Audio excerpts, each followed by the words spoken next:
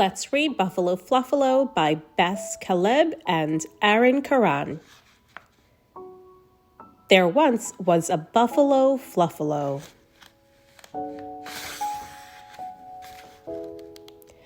A snuffalo, scruffalo, scurly old buffalo, who was ever so snarly and gnarly and tuffalo. I'm the Buffalo Fluffalo, I heave and I huffalo, leave me alone because I've had enough-alo. One day, when old Fluff was especially miffed, a hammy old ram clumped up with a gift. I notice you like to nap in the shade, so here's a big floppy wool hat that I made.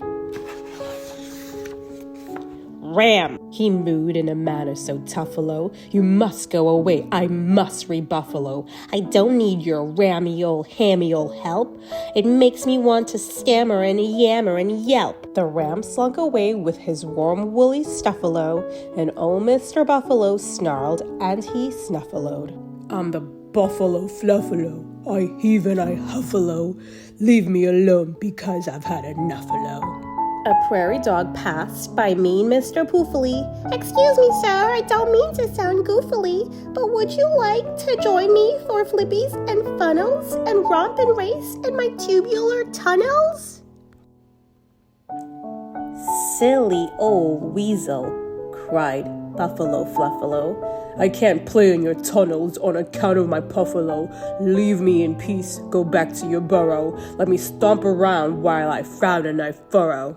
I'm the Buffalo Fluffalo, I heave and I huffalo. Leave me alone because I've had enough-alo. Then a squawky old crow perched on Fluffalo's horn, and Fluff looked at him with a sneer and a scorn.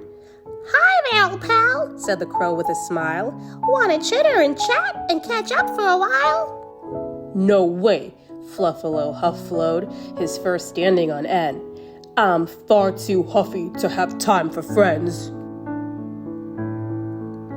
That's too bad, squawked the mangly old crow, because you seem like a guy I'd like to know.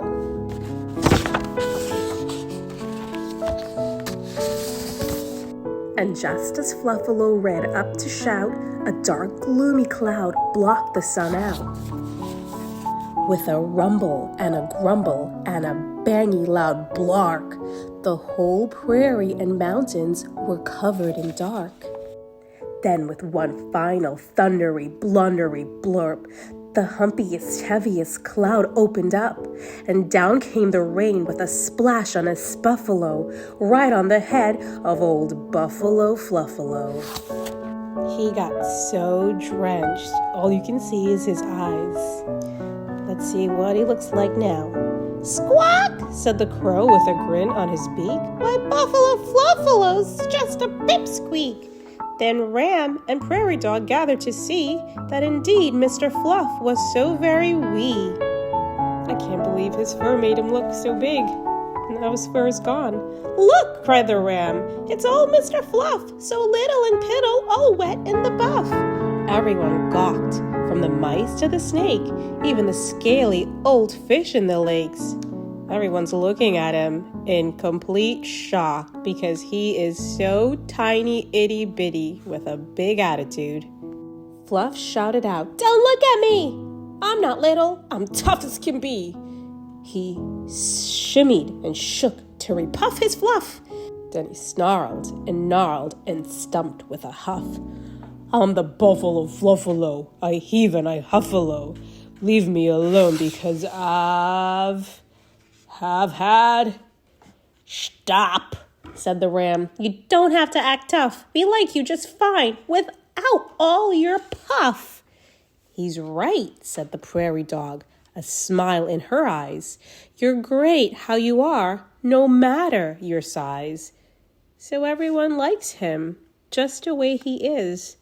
He's the one who has to not be so mean to everybody. Maybe he was acting tough because of his fluff.